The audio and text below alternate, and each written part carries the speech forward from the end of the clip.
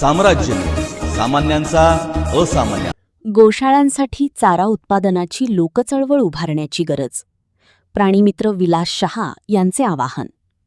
सोलापूर जिल्ह्यातील गोशाळांमध्ये वाढती चाऱ्याची टंचाई, चाऱ्याचे वाढते दर आणि वाहतुकीचा वाढता खर्च लक्षात घेता प्रत्येक तालुक्यात स्थानिक पातळीवर हिरव्या चाऱ्याचे उत्पादन करणारे प्रकल्प उभारून गोशाळा चारा स्वयंपूर्ण सोलापूर हा संकल्प लोकसहभागातून साकारावा, असे आवाहन प्राणीमित्र विलास शहा यांनी पत्रकार परिषदेत केले.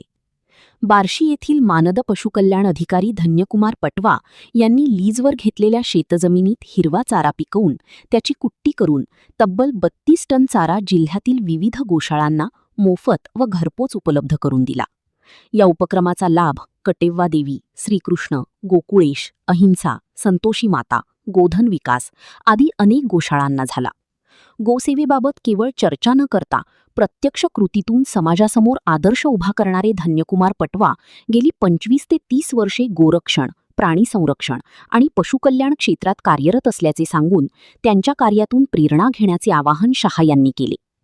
बार्शीतून सोलापूरपर्यंत मोठ्या वाहतूक खर्चाने चारा पोहोचवला जात असताना सोलापूर शहर व जिल्ह्यातच सामुदायिक चारा उत्पादन प्रकल्प का उभारू नयेत, असा सवालही त्यांनी उपस्थित केला.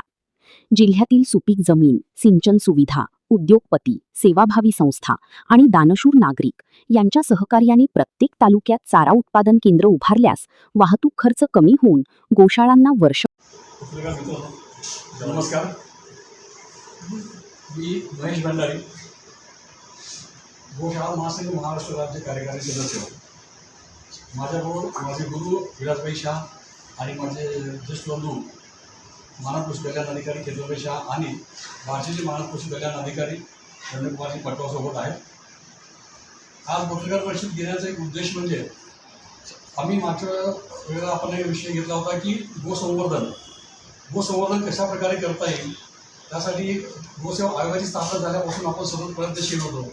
गोसेवा आयोग शासन फक्त अनुदान वगैरे देतं आणि बरीच चर्चा होते, पण कृतीतून कार्य फार कमी होत होतं. तर ते कार्य धन्यकुमारजी पटवा यांनी गेल्या 2 वर्षापासून करून दाखवलं आहे. काही बार्शी शहरामध्ये जमिनी लीज तत्वावरती घेऊन तिथे सुग्रास चारा असा नेपियर घास चांगला उगवला आणि तो उगवून आजूबाजूच्या जिल्ह्यातल्या सगळ्या गोशाळांना त्याचं मोफत वाटप केलं आहे. त्याचं कौतुक करण्यासाठी आणि हा प्रोजेक्ट संपूर्ण जिल्ह्यामध्ये कसा राबवता येईल या संदर्भातून आज आपण ही पत्रकार परिषद घेत आहोत. आणि त्यासाठी जे धन्यकुमारजी पटवा यांनी हा उपक्रम राबवला त्यांचं मी अभिनंदन करतो, कौतुक करतो. आणि आज त्याची ती माहिती सांगण्यासाठी माझ्यासोबत आज